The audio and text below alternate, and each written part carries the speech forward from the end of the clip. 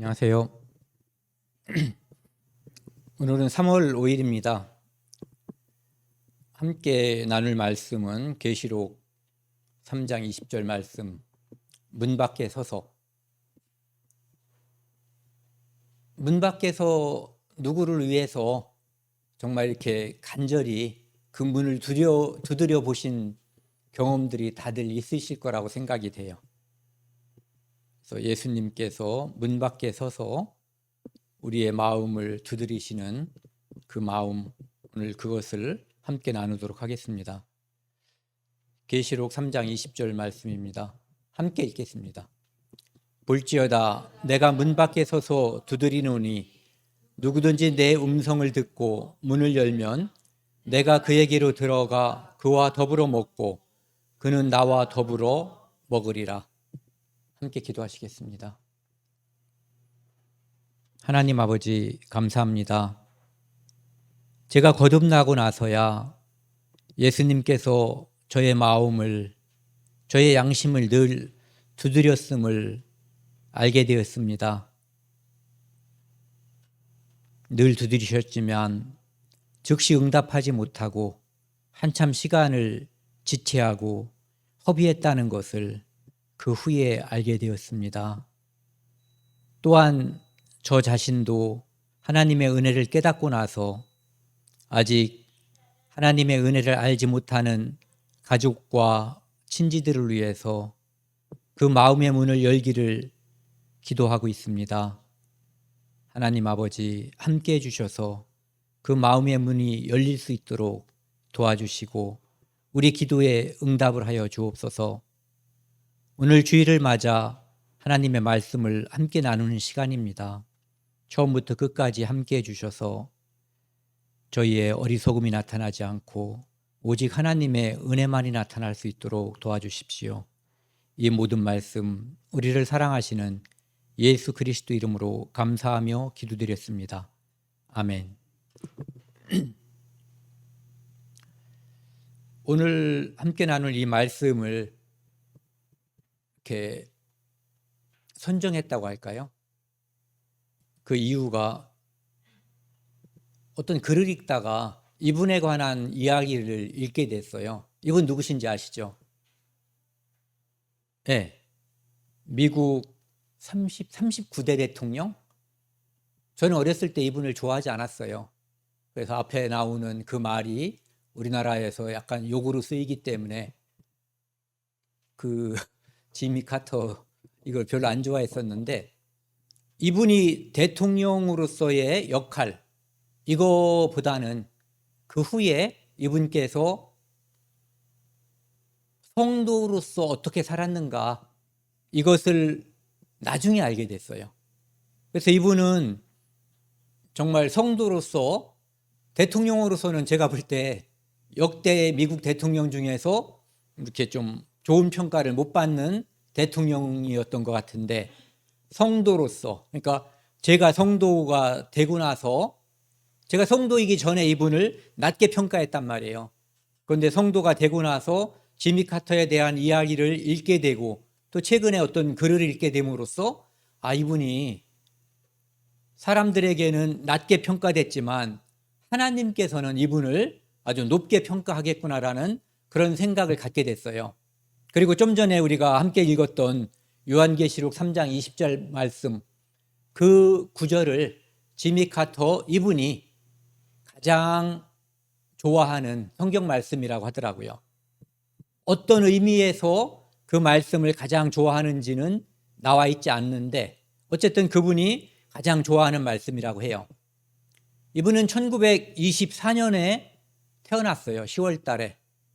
그리고 지금 살아계시는데 이분이 이제 암에 걸리셔가지고 이렇게 치료를 받았었는데 지난달 19일, 2월 19일이죠.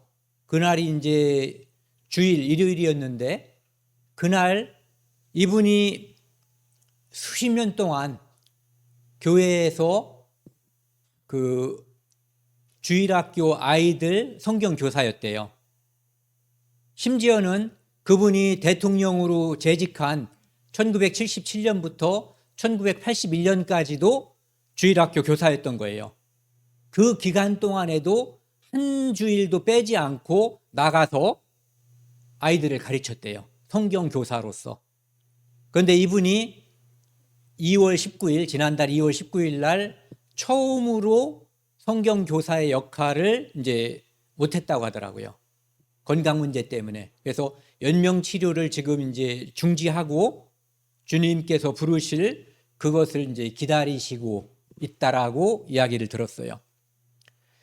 그러니까 이분이 대통령으로서보다는 성도로서 정말 합당한 삶을 살았다라고 이야기를 하고 있어요. 지금 이제 미국에 있는 남침내 교회 목사가 아니죠. 이분은 이제 집사님이신 거죠. 직분이 집사님이신데 어쨌든 오랫동안 1958년도에 집사가 된 이후에 계속 이제 집사로서 성경 교사 역할 그것을 충실히 하고 있었던 성도르고, 그 다음에 지금은 주님께서 부르실 그날을 영광 중에 주님을 만나기를 기다리는 성도예요.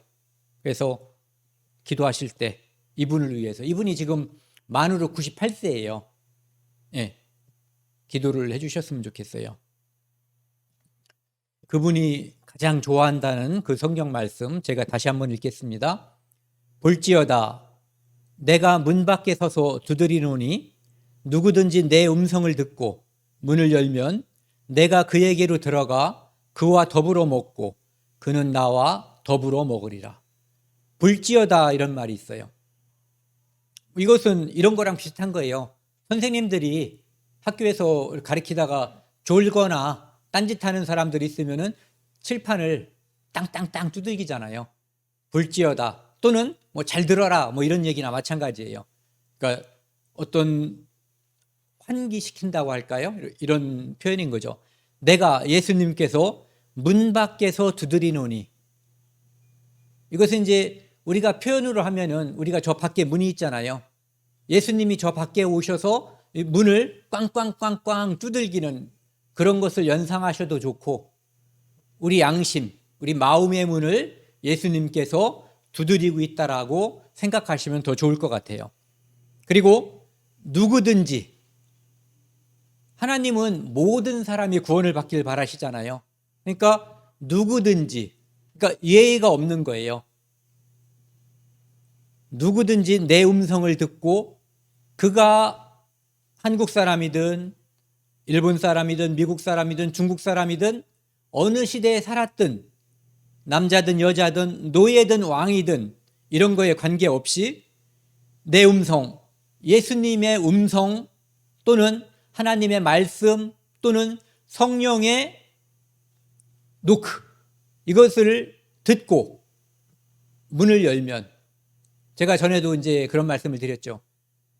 예수님을 욕한 사람도 구원을 받을 수가 있고 예수님을 말로 거역한 사람도 구원받을 수 있지만, 하나님 말씀을 듣다가 하나님 말씀이 믿어지는데 성령께서 오시면 우리 마음을 열고 우리 마음을 부드럽게 하고 그렇게 함으로써 이 말씀이 믿어지게 해주시는 거예요. 그런데 그렇게 믿어질까 봐 말씀을 듣지 않고 그 순간 자리를 떠난다든지 그렇게 함으로써 성령을 이렇게 배척하는, 밀어버리는 그것은 용서받을 수가 없는 거예요.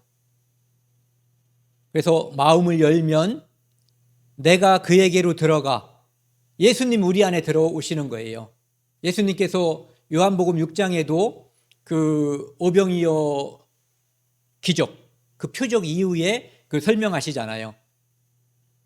내 살을 먹고 내 피를 마신다고 하는 것이 어떤 의미인지, 그것은 바로 예수님을 우리가 먹는 것, 예수님이 십자가에서 우리 죄를 위해서 피 흘린 것, 그것을 알고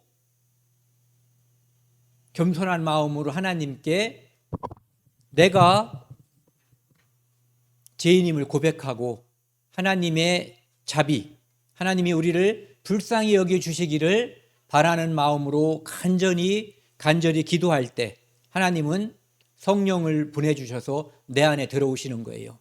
그리고 그것은 영원히 함께 있는 거예요. 여기 있는 것처럼 내가 그에게로 들어가면 그와 더불어 먹고 그는 나와 더불어 먹으리라. 언제까지? 영원히 함께 하는 거예요. 그래서 예수님은 지금 나는 예수님이에요. 그분은 지금 어디 계시냐면은 문 밖에 있어요. 어떤 나라가 지금 러시아가 우크라이나를 쳐들어갔죠. 그것은 신사적이지 않은 행동이에요. 설사 그 두 나라 간에 뭐가 불만이 서로 있어도 갑자기 확 쳐들어가 버려서 강압적으로 무엇을 하는 거. 하나님은 가장 세신 분이잖아요. 우주와 천지 만물을 만드신 분. 전지 모든 것을 아시고 전능 모든 것을 할 수 있는 분인데 그분은 우리에게 강압을 요구하지 않아요. 강제로 우리가 무엇을 하기를 요구하지 않으시는 거예요. 그분은 우리에게 아주 신사적으로 우리에게 다가오시고 그래서 성령이 만약에 그 요한복음 3장에 나와 있는 것처럼 1장에 독수리로 다 묘사되고 있지 않죠. 독수리는 힘차게 날아서 어떤 새나 다른 짐승들을 잡아먹는 그런 육식동물이잖아요. 육식 조류죠. 맹금류. 그런데 성령을 뭐로 다 묘사하고 있냐면 비둘기. 순하고 착한 모습으로 묘사하고 있거든요. 그러니까 예수님께서 우리에게 문을 두드리는 이것은 우리의 자유를 최대한 보장하고 그리고 하나님께서 우리를 사랑하는 그 마음을 어떻게 전할 수 있을까? 그것은 여러 방식으로 전할 수가 있거든요. 그런데 가장 사랑하는 마음, 그것을 전할 수 있는 가장 낮아진 모습으로 우리에게 다가오시고 전하는 방식을 선택하신 거예요. 요즘 어떤 드라마를 보니까요, 그런 게 나오더라고요. 자기 누나가 죽었는데 그 아이가 누나가 죽어서 장례식장에 있으니까 이 아이가 장례식장에서 그 누나의 장례식을 함께 하고 싶은 거예요. 그런데 엄마가 너 시험이 있으니까 집에 가서 공부하라고. 이런 게 강압적인 거예요. 그리고 아주 대먹지가 않은 거죠. 그런데 하나님께서 우리에게 강압적이지 않고 우리의 자유를 최대한 보장하면서 하나님의 사랑을 드러내시는 거예요. 네.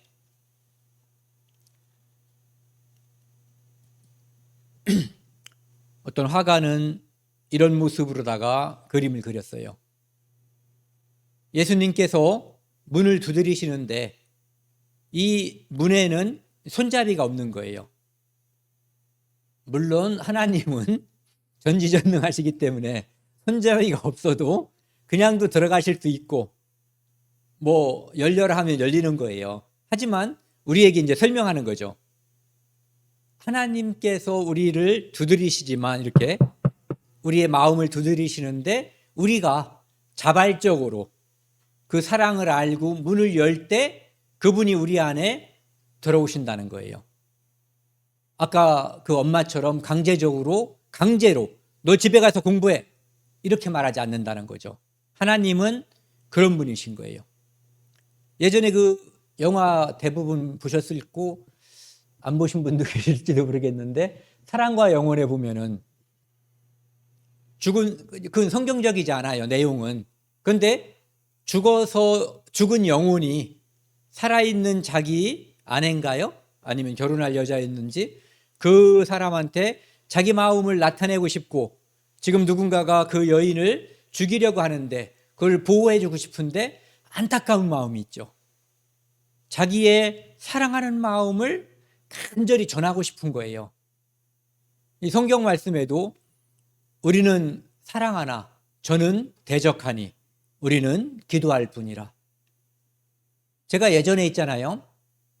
동물병원에 가서 이렇게 그 실습을 한 적이 있어요. 그때 가서 깜짝 놀란 게 그 빌빌거리는 개가 있었는데 그거를 치료하기 위해서 이제 사람이 이렇게 잡고 여기에 이제 이렇게 주사를 놓으려고 한단 말이에요.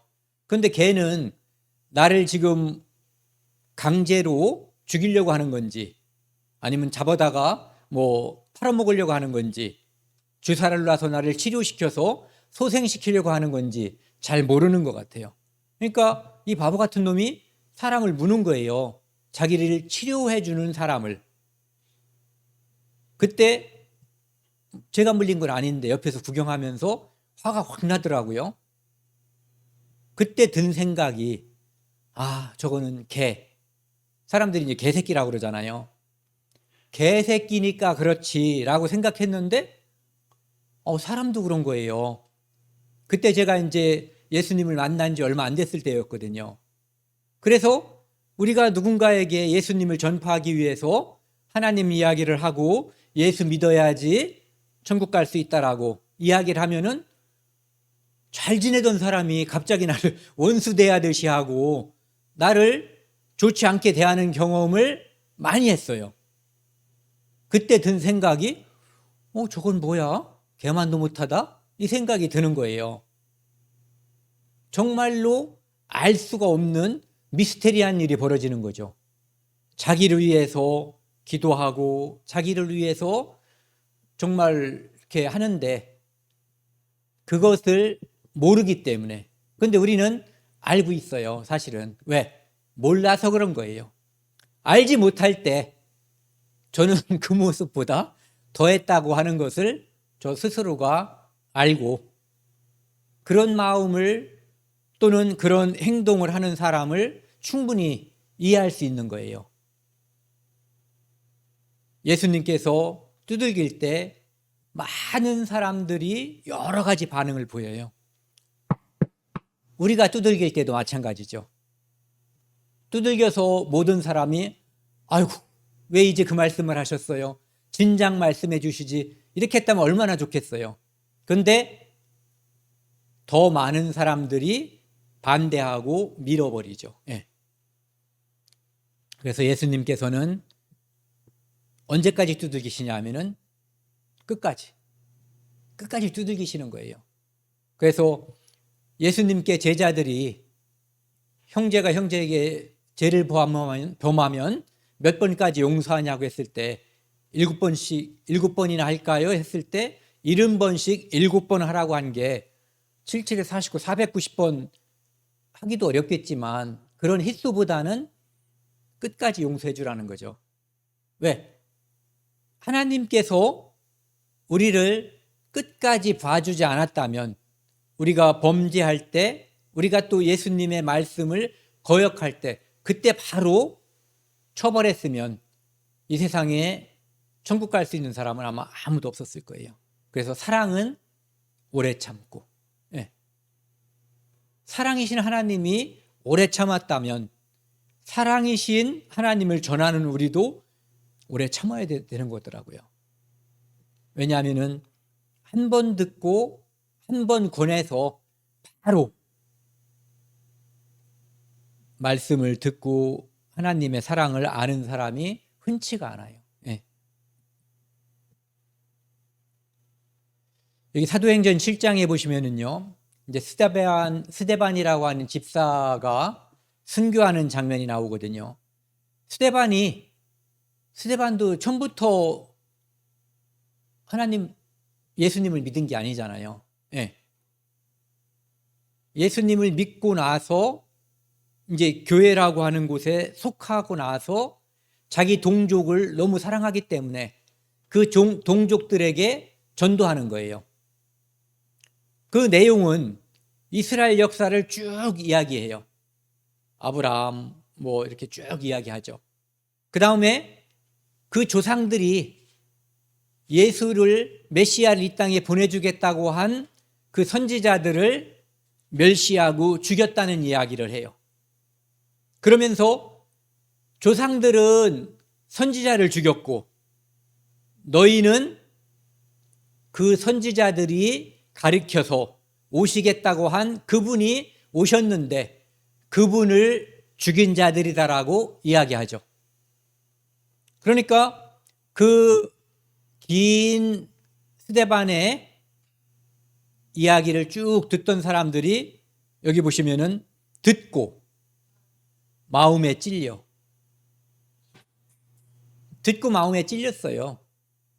근데 듣고 마음에 찔리면 좋은 방향으로 갈 수도 있거든요.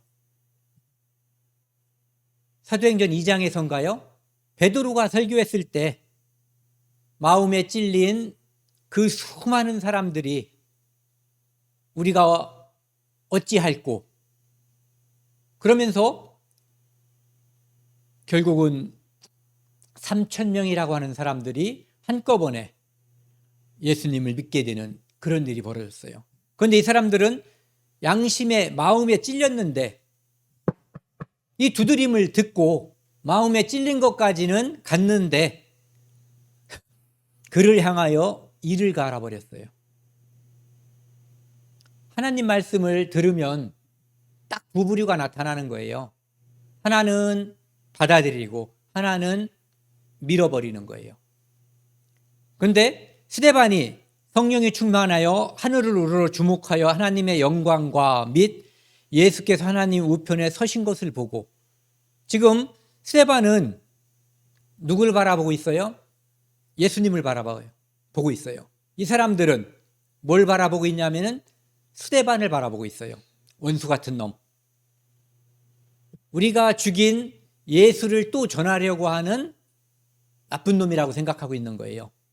그런데 스데반의 시선은 그 사람들이 아니라 지금 하나님을 바라보고 있어요. 어떻게? 예수께서 하나님 우편에 서신 것을 바라보고 있어요.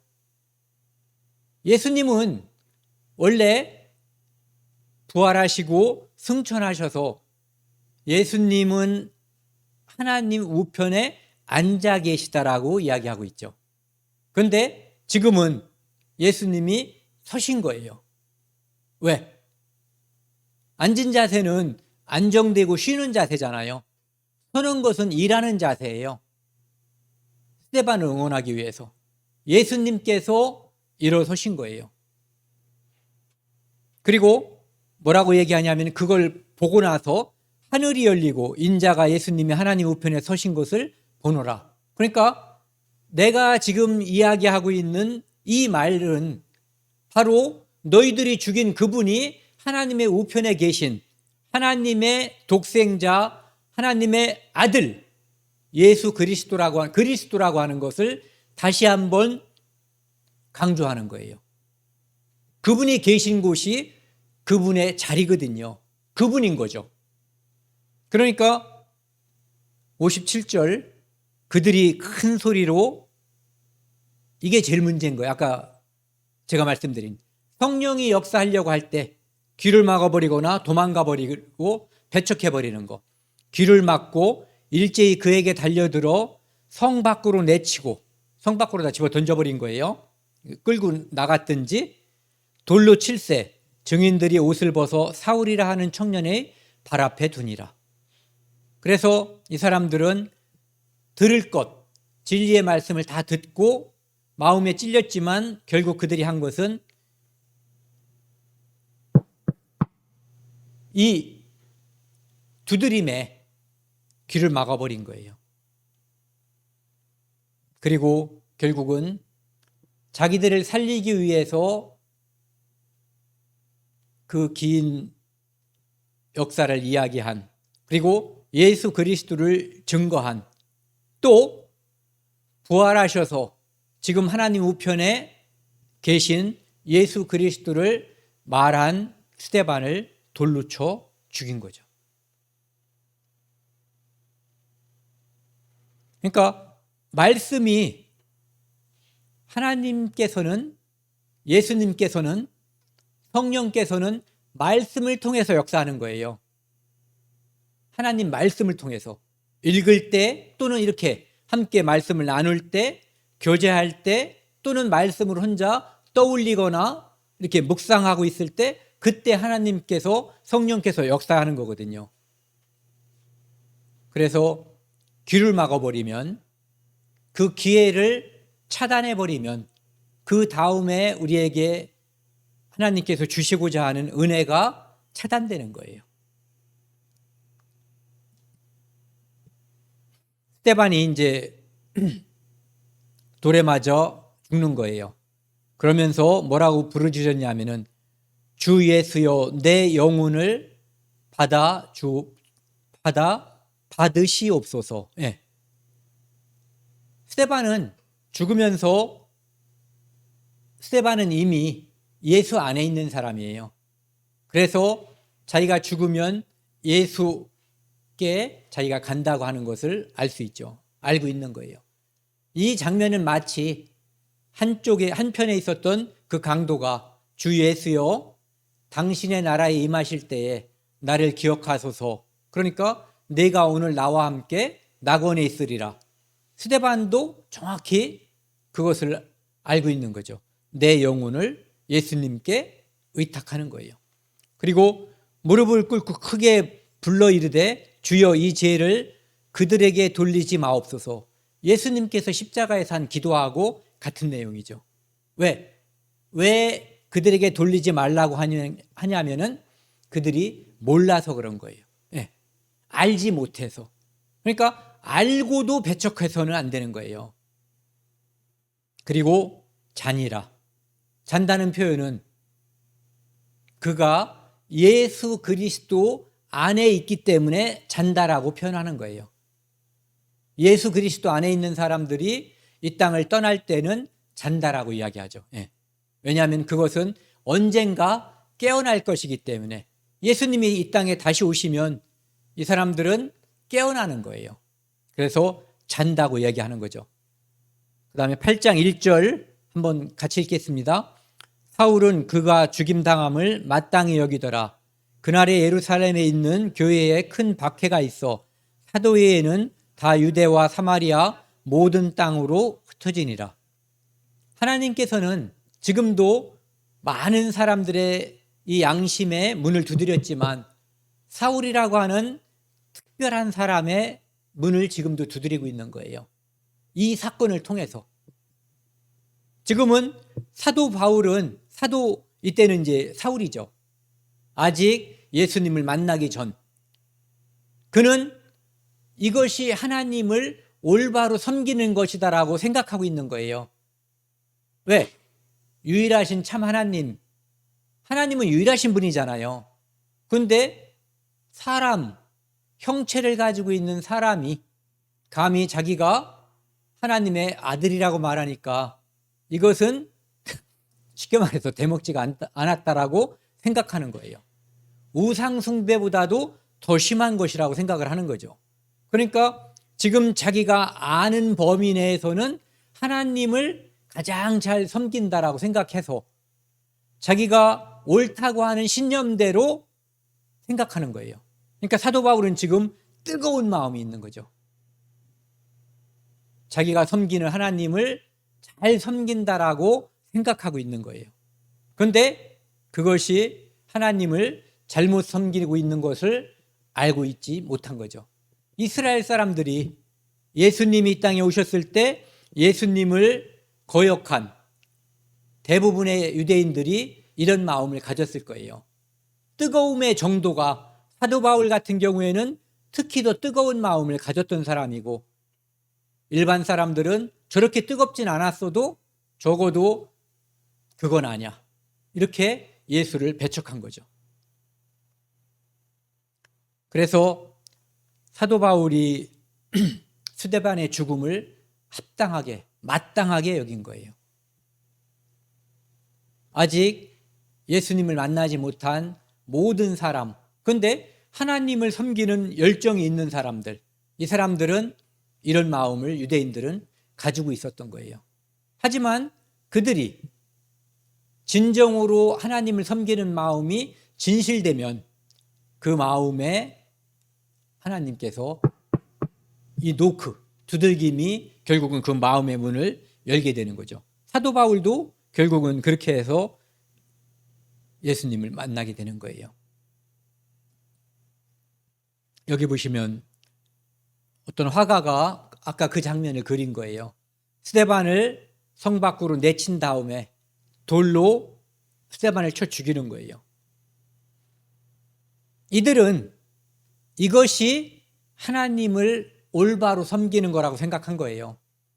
이것이 율법에 합당하다고 생각한 거예요. 왜냐하면 거짓 선지자는 돌로 쳐 죽이게 돼 있어요.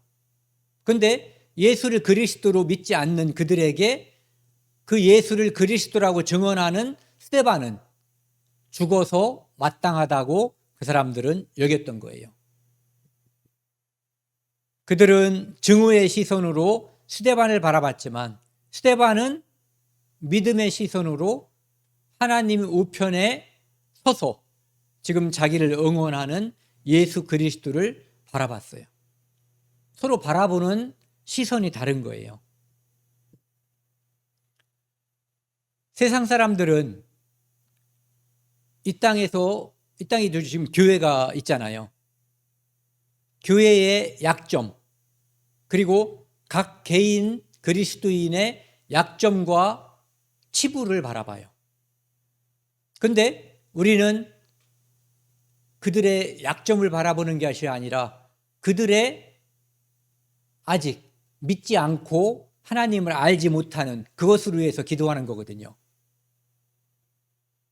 그러니까 바라보는 관점이 전혀 다른 거죠.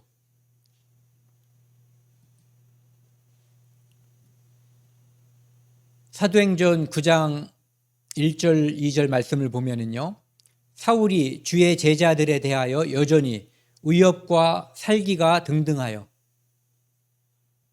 하나님에 대한 열정은 뜨겁고 예수를 믿는 사람들에 대해서는 사울이 매우 차가운 그런 냉담한 마음, 이걸 가지고 있는 거예요. 그러니까 조금도 문을 열고 싶은 마음이 없는 거죠. 그러니까 나는 옳고 그들은 100% 틀리고 나는 100% 맞다라고 하는 그러한 확신이 있는 거예요. 그렇기 때문에 율법에 따라서 사람을 죽일 수가 있는 거죠. 그러니까 당시의 유대인들 중에 율법주의자들이 가지고 있었던 그 생각은 정말 무서운 거예요.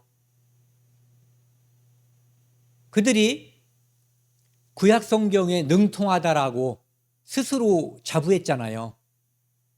그러면 구약 성경에 오실이라고 한 그리스도, 메시아에 대해서 수도 없이 이야기하고 있거든요. 그런데 그 모든 것들에 대해서 눈이 멀어버린 거예요. 특별히 지금 이 말씀은 처음에 오늘 주제 말씀, 예수님께서 문 밖에서 서서 두드린다고 하는 그 말씀은 라우디게아 교회에게 하시는 말씀이거든요. 라우디게아 교회는 그 당시에 소아시아, 지금 터키 지역에 투르키예라고 하죠. 거기에 있었던 7교회 중에서 7번째 언급되고 있는 교회예요. 당시에 있었던 교회 중에 하나였고, 또 어떤 사람들은 시대 구분으로 볼 때 예수님께서 이 땅에 오시기 직전에 차가워지고 냉담해지고 그 믿음이 올바로 서 있지 않은 마지막 시대의 교회의 모습이라고도 이야기를 하고 있어요. 그 교회의 모습은 냉담한 거예요. 그리고 그들의 모습, 태도는, 또 한 가지의 태도는 이제 전에도 말씀드린 것처럼 미지근한 거죠. 이 바울처럼 뜨겁고 차가운 이 두 가지를 동시에 가지고 있는 그런 것이 아니라 미지근한 거예요. 마치 온천물이 식어버린 것처럼. 또는 여러분들 어렸을 때 그런 거 드셔보셨어요? 막걸리? 막걸리가 전 어렸을 때 많이 먹어봤는데, 막걸리 있잖아요. 거기에다가 물을 좀 타면은 진짜 맛없는 이상한 게 돼버려요. 뜬물 비슷한 그런 게 되거든요. 그러니까 그렇게 미지근하면서 어떤 특성이 없는 음료, 그런 것이 돼버리는 거거든요. 라우디게아 교회의 특성이 그런 거예요. 그러면서 그들은 그 도시가 부자 도시였기 때문에 자기들이 부유하고 부족한 것이 없다라고 생각했지만 예수님은 그들을 가진 것이 없는 곤고하고 가난하고, 그리고 금을 사서, 금은 믿음으로 다 자주 비유가 되는 거거든요. 변치 않는 것이기 때문에. 그리고 눈에 안약을 사서 바르라고 하는 거예요. 아직 너희들은 맹인이라고 하는 거죠. 그 다음에 흰 옷을 사서 입으라고 하는 것, 예수님께서 우리의 죄를 가려주는 의의 겉옷, 그것이 없는 상태인 거예요. 그래서 라우디아 교회는 교회라는 이름은 있지만 많은 사람들이, 또는 대부분 사람들이 믿지 않는, 그러니까 예수 그리스도에 대해서 눈이 가려져 있는 그런 교회에 하신 말씀이죠. 그러니까 지금은 교회라고 하는 것은, 교회의 원래 의미는 거듭난 그리스도인의 모임이에요. 그런데 우리처럼 이렇게 지역교회에는 그리스도인과 비그리스도인, 이미 예수님을 만난 사람과 아직 만나지 못한 전도의 대상이 함께 있는 경우가 많은 거예요. 그런데 라우디게아 교회 같은 경우는 믿지 않는 사람들이 대다수였을 가능성이 큰 거죠. 그렇기 때문에 거기에는 예수님이 칭찬이 없이 다 책망만 있었던 거예요. 그런데 어쨌든 이 사도 바울은 위협과 살기가 등등해서 감히 유일하신 하나님을 부인하고 사람을 하나님이라고, 또는 하나님의 아들이라고 말하는 그들을 다 잡아서 율법에 따라서 다 처형하고 싶은 거예요. 그래서 여기 보시면 2절에 보면은 다메섹이라고 하는 곳은 굉장히 멀리 떨어져 있는 곳이에요. 그 예루살렘에서 한 250km 정도 떨어졌다고 하는데, 그럼 갔다 오려면은 500km죠. 거기를 가서 예수 믿는다고 하는 사람들을 잡아다가 처형하기 위해서 자기가 자청해서 가는 거예요. 여러 회당에 가져갈 공문을 청하니 이는 만일 그 도를 모르는 따르는 사람을 만나면 남녀를 막론하고 결박하여 예루살렘으로 잡아오려 함이라. 잡아와서 회개, 자기들 표현은 회개라고 했겠죠. 돌이키면은 살려주고 계속해서 그것을 주장하면 죽이려고 했겠죠.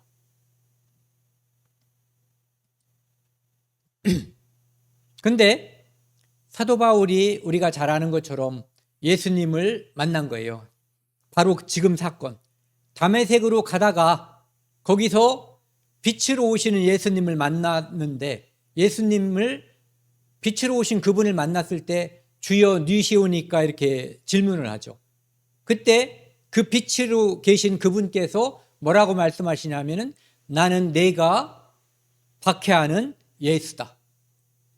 예수를 사울이 박해한 적이 없잖아요. 그런데 예수가 들어있는 사람들, 그리스도인은 그리스도의 사람이에요. 그러니까 우리를 박해하면 예수님을 박해하는 거예요. 그 당시에 믿는 신도들을 박해하면 예수님을 박해하는 거였어요. 그래서 예수님의 두드림에 즉각 응한 거예요. 지금까지 자기는 예수가 하나님의 아들이라고 하는 것을 몰랐던 거잖아요. 눈이 가려져 있었던 거예요. 맹인이었던 거죠. 뜨고 나니까 사도 바울이 얼마나 열정적인 사람이냐면은 20절 한번 같이 읽겠습니다. 20절만요. 즉시로 각 회당에서 예수가 하나님의 아들이심을 전파하니. 예수가 하나님의 아들이라고 하는 것 때문에 지금 사람들을 잡아다 죽인 거예요. 그런데 그분이 진짜 하나님의 아들이라고 하는 것을 믿게 되니까 즉시로 각 회당에서 예수가 하나님의 아들임을 전파하는 거예요. 이게 그리스도인이에요. 이 안에 예수 그리스도가 들어오면 즉시로 이런 반응이 이루어져야 되는 거예요. 듣는 사람마다 다 놀라겠죠. 이 사람이 여기 온 것도 사람 잡으러 죽이려고 온 건데 이제는 자기가 죽이려고 했었던 그 사람들이 하는 짓을 앞장서서 지금 하는 거예요. 22절, 23절 같이 읽겠습니다. 사울은 힘을 더 얻어 예수를 그리스도라 증언하여 다메섹에 사는 유대인들을 당혹하게 하니라. 여러 날이 지나매 유대인들이 사울 죽이를 공모하더니, 이제는 입장이 바뀌었어요. 사울은 예수 그리스도를 죽이는 입장, 예수 그리스도를 믿는 사람들을 죽이는 입장에서 예수 그리스도가 그 두드림에 응답을 하고 나니까 이제는 예수 그리스도를 전하는 사람이 된 거예요. 그러니까 지금까지, 좀 전까지 사울과 한패였던 사람들이 이제는 사울을 죽이려고 하는 거예요. 유대인들이 매우 당혹한 거예요. 왜? 가장 앞장서서 예수 믿는 자들을 싫어하고 처형하려고 앞장섰던 그가 이제 예수를 전하게 된 거예요. 이것이 생명이 들어온 사람, 예수가 내 안에 들어온 사람들의 특징이에요. 물불 안 가리고 전하게 되는 거죠. 그래서 유대인들이 이제 누구죠? 사울을 죽이기로 하는 거예요. 사도행전 뒷부분에 가면은 그게 나오죠.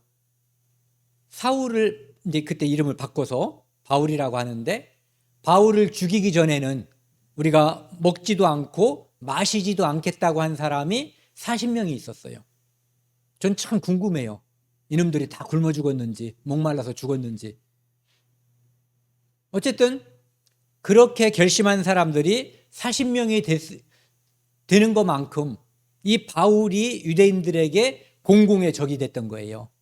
그 이유는 예수를 가장 앞장서서 미워하다가 이제는 가장 앞장서서 목숨 내놓고 전하게 된 거예요. 이것이 예수 그리스도를 받아들인 문이 열린 사람들, 문을 연 사람들의 특징이에요.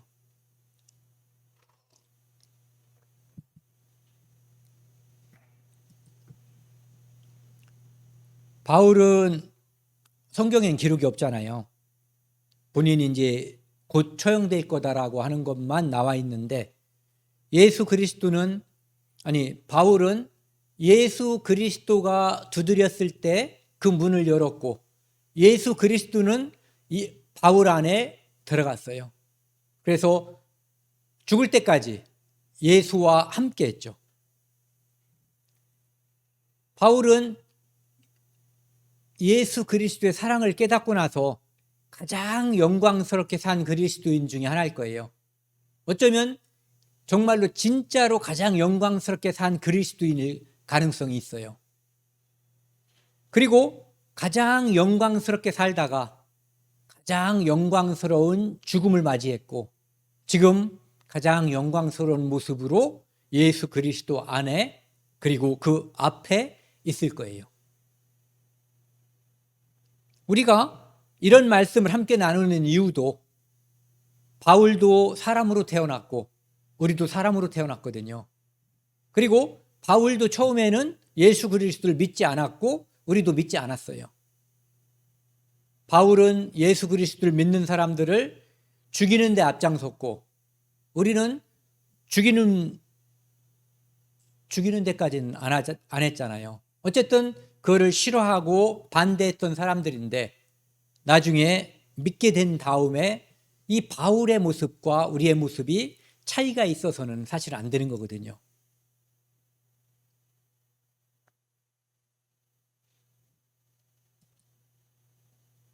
이 바울의 질그릇이 깨지고 이렇게 깨져버렸어요.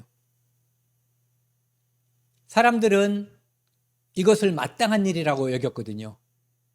바울이 스데반의 죽음을 당연한 일로, 합당한 일로 여겼던 것처럼, 바울을 죽인 로마 사람들은 그의 이 질그릇을 깨는 것, 그의 죽음을 마땅한 일, 그리고 그의 범죄에 따른 처벌로 생각했을 거예요. 그런데 이때 하나님께서는 스데반이 죽을 때 스데반이 하늘문이 열리고 예수님께서 그 하나님의 우편에 앉으셨던 분이 서서히 계신 그것을 봤던 것처럼 바울이 이 육체가 깨져서 영혼이 주님께 갈 때 그 장면을 아마 똑같이 봤을 거예요. 이 땅에서 순교한 모든 사람들이 아마 그 장면을 봤기 때문에 그 죽음의 때에 두려워하는 표정보다는 그 얼굴에 광이 나고 영광 중에 들어간다는 그 생각 때문에, 그 믿음 때문에 그 죽는 모습을 보고 믿지 않는 사람들이 도대체 저 죽음을 이기는, 저 공포를 이기는 것이 무엇인가 궁금해서 예수 그리스도를 믿게 되는 사건들이 많이 벌어졌던 거죠.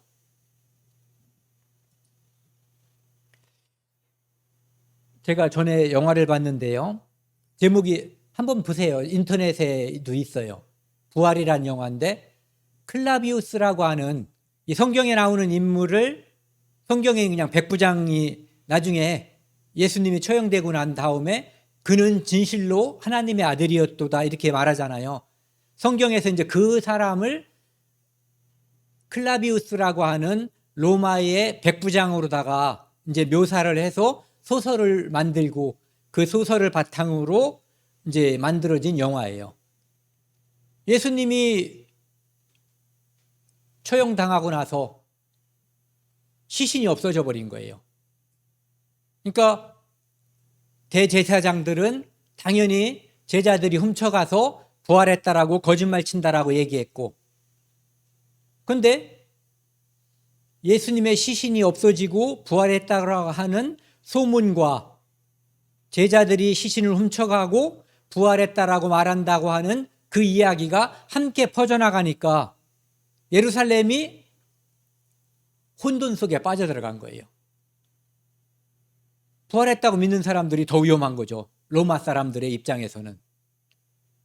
그러니까 시신을 찾아서 부활하지 않았다라고 하는 것을 증거하고 싶은 거예요. 그래서 그 인근, 그러니까 예수님이 죽었을 때 그 주변에 죽은 사람들의 시신을 다 캐내기도 하고 찾아내기도 해서 예수 얼굴과 확인하는 거예요. 못 박힌 자국도 보고. 그런데 확인이 안 돼요. 그러니까 이 백부장이 계속 추적하는 거죠. 예수의 제자들과 그 부활을 주장하는 사람들을 추적하다가 부활한 예수님을 만나게 되는 거예요. 이 사람은 예수님을 직접적으로 얼굴을 본 사람이에요. 예수님이 십자가에 박힐 때 이 사람의 지시로 못 박았고, 그리고 십자가에 걸었고, 죽음을 확인했을 때 다시 부하에게 시켜서 창으로 옆구리를 찌르게 했고, 그리고 죽은 다음에 그 시신을 달라고 했을 때 내어줬고, 그리고 봉인하고, 이 모든 과정을 다 처리한 사람이기 때문에 그가 죽었다고 하는 것은 확신을 가지고 있는 거거든요. 그런데 살아계신 예수님을 직접 만난 거예요. 그리고 이제 그 살아계신 예수님과 제자들과 함께 이렇게 생활도 같이 해요. 그리고 나서 나중에 이제 누군가가 묻죠. 왜 두려워하냐? 이렇게 물어보니까 그 사람이 뭐라고 그러냐면은 이게 진실인지, 내가 지금 뭘 착각하고 있는 건지, 아니면은 정말 죽었던 예수라고 하는 그분이 살아난 것인지, 무엇이 진실인지 정확히 알기가 어렵다는 거죠. 그걸 다 보고 나서도. 그러면서 하는 말이 마지막 영화 끝날 때쯤 돼서 이거예요.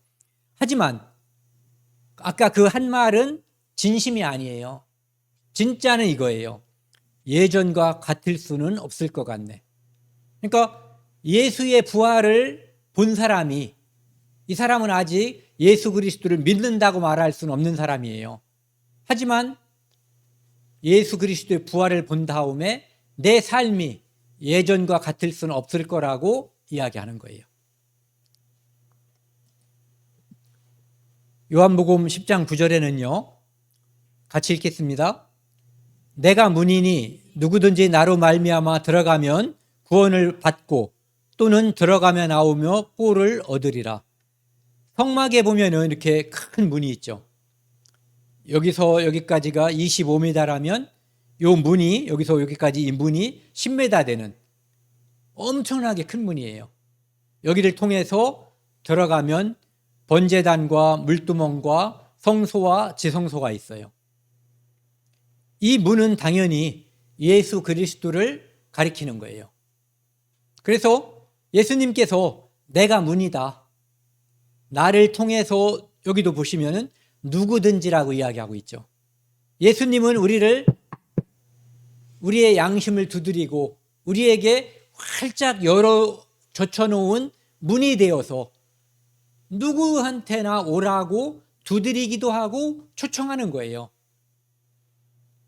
나로 말미암아 들어가면 예수가 한 마리의 어린 양으로서 우리의 죄를 용서하기 위해서 하나님께서 보내신 유월절 양임을 믿고 들어가는 사람은 구원을 받는 거예요. 또는 들어가며 나오며 꼴을 얻으리라. 그리고 예수 그리스도가 늘 우리 안에 있기 때문에 그분을 통해서 우리는 예수님께서 마귀의 유혹을 받았을 때 예수님이 그 말씀을 하시죠. 사람이 떡으로만 사는 것이 아니라 하나님의 입에서 나오는 말씀으로 살 것이니라. 그래서 들어가며 나오며 우리는 생명의 양식을 얻는 거예요. 우리 입으로 들어가는 음식과 음료가 필요하고 우리 영혼을 살찌게 하는 말씀이 필요한 거거든요. 그런데 그것을 영원토록 함께하고 주시는 분이 성령님이시에요. 그분이 우리와 함께 있는 거예요. 그래서 하나님께서는 우리에게 어떤 때는 우리 문을 열라고 말씀하시고 또 문을 열어주셨다고 말씀하시고 또 어떤 때는 내가 문이니 나에게 들어오시라고 말씀하시는데 결국은 우리 마음이 예수 그리스도를 통해서 제사함을 받고 이 안에 예수님이 영원히 함께 하시는 거예요.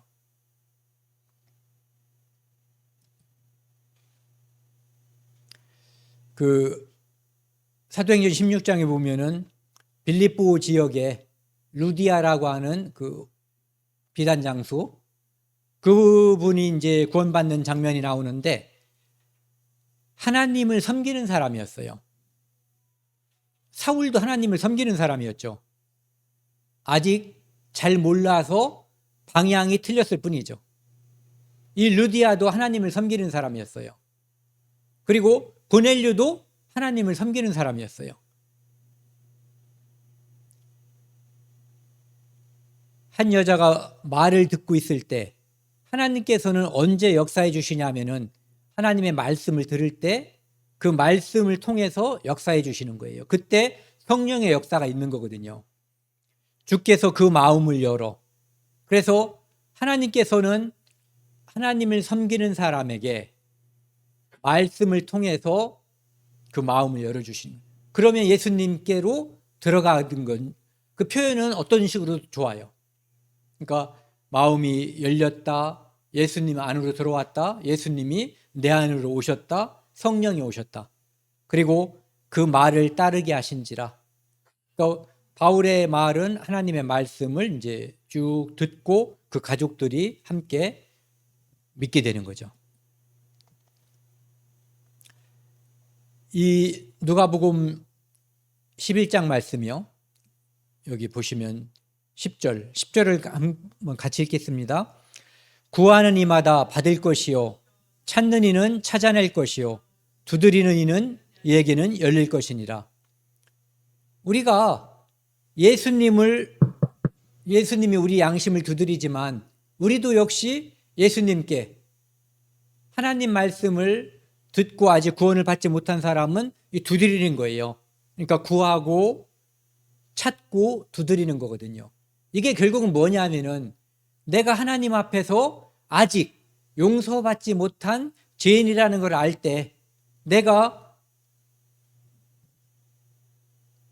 낮은 마음이 되는 거예요. 그래서 그 낮은 상한 심령이 되는 거죠. 그때 그 마음으로 하나님께 기도하면 하나님께서 성령을 보내주셔서 우리가 하나님을 믿게 해주시는 거죠. 여기 보시면은 13절은 같이 읽겠습니다. 너희가 악할지라도 좋은 것을 자식에게 줄 알거든 하물며 너희 하늘 아버지께서 구하는 자에게 성령을 주시지 않겠느냐. 결국은 최종 선물은 성령인 거예요. 네. 이것을 위해서 두드리고 찾고 또 뭐죠? 구하고. 그러면은 우리에게 성령을 주시는 거예요. 아까 말씀드렸는데 독수리로 다 묘사하지 않고 이 성령은 비둘기로 묘사하고 있어요. 우리를 존중하는 거예요.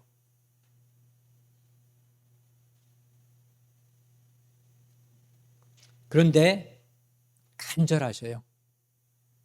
사랑이 큰 사람이 크신 분이 늘 간절해요. 애들이 밥 안 먹고 단식 투쟁을 하면 대부분의 부모들이 져요. 왜? 부모 사랑이 더 크기 때문에. 이 말씀을 시편 51편 말씀이요. 하나님께서 구하시는 제사는 상한 심령이라. 하나님이여 상하고 통회하는 마음을 주께서 멸시하지 아니하시리라. 우리가 말씀을 통해서 내가 죄인임을 알면 이 통회하는 마음, 낮아지는 마음, 상한 심령이 되는 거거든요.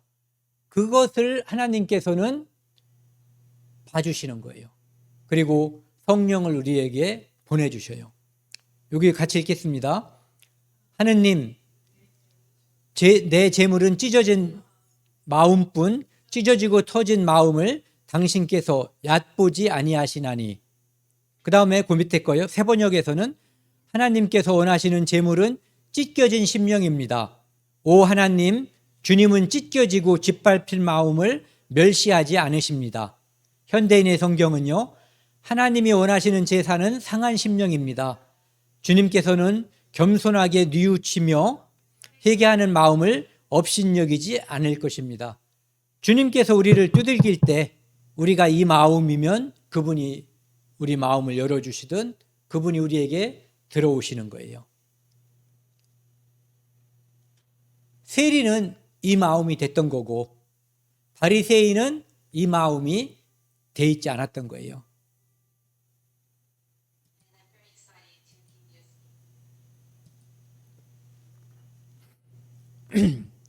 오늘 준비한 마지막 말씀입니다. 다시 한번 같이 읽겠습니다.